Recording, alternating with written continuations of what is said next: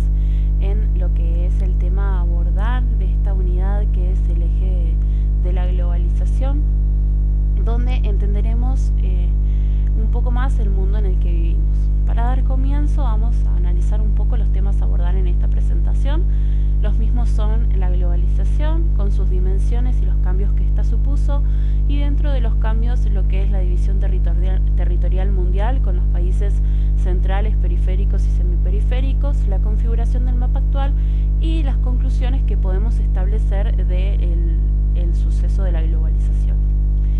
Para comenzar vamos a dar una definición de lo que es la globalización como un proceso histórico de integración mundial que comprende justamente distintos ámbitos y que ha convertido al mundo en un lugar cada vez más interconectado.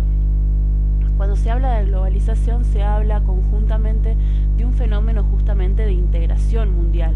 que si bien no tiene un momento de inicio o concordancia entre los autores en un momento de inicio puntual marcado, sino que más bien hay un hito en la historia que permite hacer como un hincapié entre lo que es el inicio de la globalización y es justamente la revolución industrial, con todos los avances tecnológicos que se dieron dentro de este proceso y que marcaron sin lugar a dudas el paso de este proceso. En este sentido, la globalización comprende distintas dimensiones o aspectos como son la dimensión social, cultural, tecnológica, militar, política y económica.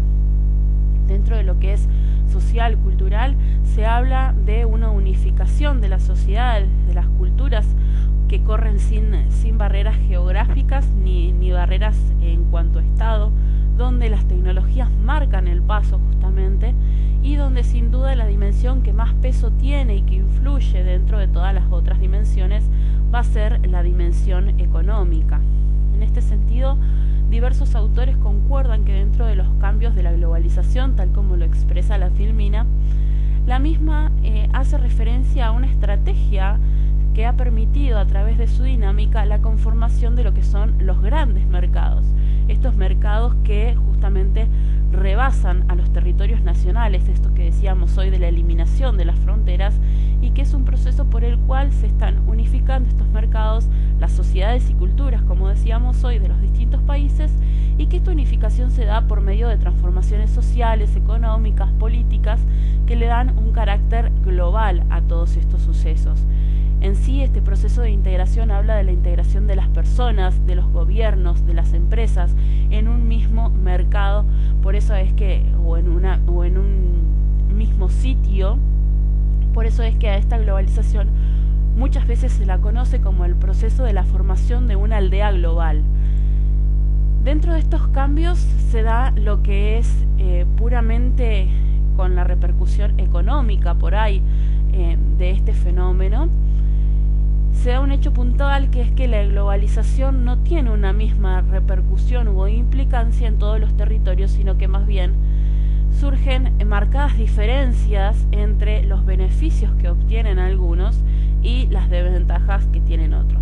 En este sentido, hay muchas influencias o muchas opiniones de autores que nos dicen, por ejemplo, José Tortosa, que la globalización va a ser más bien un fenómeno que se dio súbitamente en la década de los 80, un fenómeno que es radicalmente amplio y que determina cambios fundamentales, donde aparecen cuestiones como que es un suceso que ya no se da aislado, sino que involucra países, regiones, gobiernos, las grandes empresas, donde está esta cuestión de la eliminación de las fronteras, que las fronteras ya no son un impedimento para comercializar, para la relación con el otro, donde hay justamente esta libertad de circulación de capitales, de mercancías, de personas, y donde las grandes potencias o los grandes ejes de este fenómeno tratan dentro de lo que es la dimensión económica la unificación monetaria, es decir, que haya una moneda en común para todos los sectores, que todas las relaciones de mercado estén marcadas por esa moneda en común o esa moneda global. En este sentido, otro autor, haciendo referencia al mismo fenómeno de globalización como lo es Lamarca Lapuente, habla que la globalización no es más ni menos que la extensión del capitalismo, del sistema capitalista a nivel global. habla de lo que es la creación de un espacio mundial de intercambios, donde las nuevas tecnologías son las que van arraigando, asentando, marcando el paso, donde se produce una expansión de las grandes empresas que ya no se van a concentrar en un determinado lugar y armar toda su producción, fabricación e inserción al mercado posterior en un mismo lugar, sino donde se va a dar esto de la descentralización de los mercados, la descentralización de los trabajos, y que va a permitir justamente la obtención de más y mayores beneficios para las grandes empresas, las grandes transnacionales, que son justamente estas las que van a intensificar su poder. Dentro de esta división territorial mundial, marcada por lo que es la teoría del sistema mundo, vamos a encontrar la división de los territorios según su índice de desarrollo en lo que van a ser. Primeramente, o en el ranking más alto, los países centrales, que son justamente donde van a ser sede estas grandes empresas, las transnacionales, con sus inversiones, con el sistema monetario más arraigado, más afianzado, y que va un sistema monetario que a su vez va a ser impuesto al resto de los países, va a ser impuesto en este sistema de mercado mundial, con grandes avances tecnológicos que permiten justamente el hecho de este avance constante en lo que es los sistemas de producción, la maximización de las riquezas, y que mediante todas estas condiciones que se dan de poder desarrollarse aún más, van a generar una mejor calidad de vida y bienestar social, van a generar mayores fuentes de empleo, mayores posibilidades laborales o posibilidades de generar mejores condiciones de vida, ¿verdad? Como polo contraopuesto, totalmente opuesto a estos países centrales, van a estar los países periféricos, es decir, aquellos países más pobres, aquellos países que se vieron más perjudicados con este fenómeno de la globalización,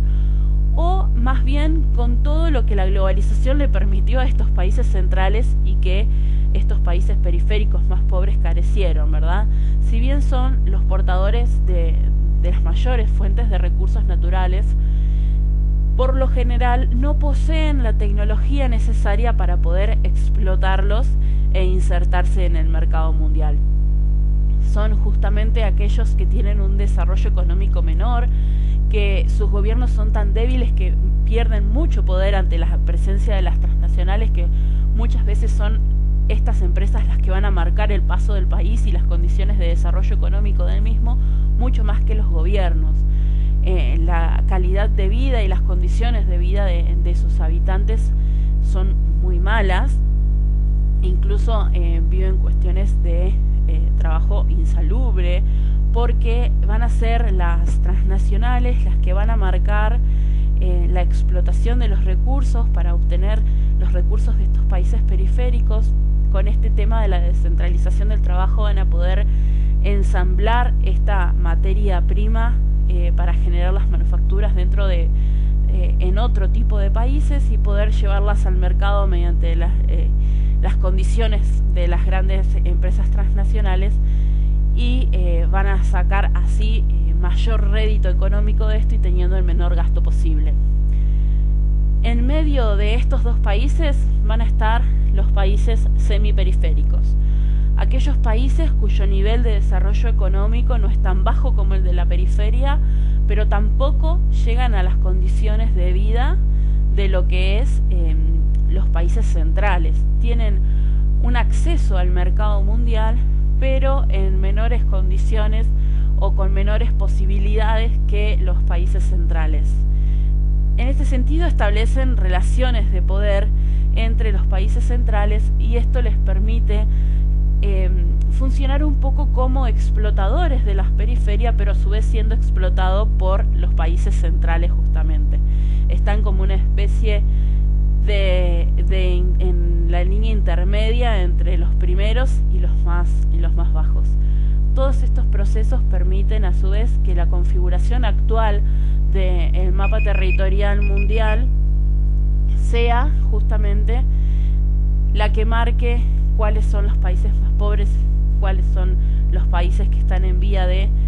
y cuáles son los países que ya están más arraigados al sistema actual.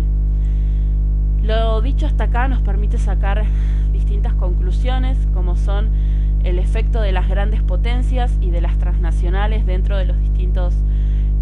sectores, la desigualdad de condiciones en las que se ha dado el proceso de la globalización y sobre todo el efecto de las transnacionales o de las grandes potencias dentro de las periferias con la utilización, manejo, gestión y gestión de los recursos, donde no solamente al referirnos de recursos hablamos de los recursos naturales, sino también de los recursos humanos, como es la mano de obra. Estas empresas transnacionales justamente van a elegir a los países más pobres, que por lo general, al tener unos gobiernos tan debilitados, tienen menor protección ambiental, tienen la posibilidad entonces las transnacionales de hacer una mayor extracción de los recursos con libre albedrío, sin tener que hacerse responsable o cargar una responsabilidad por la explotación o los costos ambientales que esta explotación genere. Si bien los países periféricos son portadores de recursos, justamente muchas veces incluso su ubicación o su inserción o relación con el resto de los países son los que van a marcar los niveles de desarrollo de los mismos. Los países semiperiféricos o emergentes muchas veces tienen posibilidades de mejorar sus relaciones en cuanto al desarrollo económico mundial y su inserción dentro del mercado, pero por otro lado tienen múltiples factores que influyen en contra, como por ejemplo la distancia a los mercados, los costos entre la producción y la extracción de sus propios recursos y la comercialización, entre otras, o la escasez de condiciones tecnológicas. Si bien se ha llegado a la conclusión con el correr de los años se ha cambiado las conclusiones en cuanto al índice de desarrollo de los países, hoy por hoy se hace una división más estática entre lo que es centro, periferia y semiperiférica. Se tiene en cuenta que para cuando los eslabones más bajos de esta división puedan tener una marcada aceleración en cuanto a la tecnología y a las condiciones económicas, las grandes potencias habrán dado un salto en lo que es este desarrollo. Entonces se cree que esta división es más estática justamente por eso. Espero que lo expuesto hasta acá les haya ayudado para entender un poco más lo que es el complejo proceso de globalización con todos los cambios y las implicancias que ha tenido, y a su vez los ayude en la resolución de las actividades propuestas. Ante cualquier duda que tengan, estoy a su disposición. Hasta acá llegó la explicación. Muchas gracias.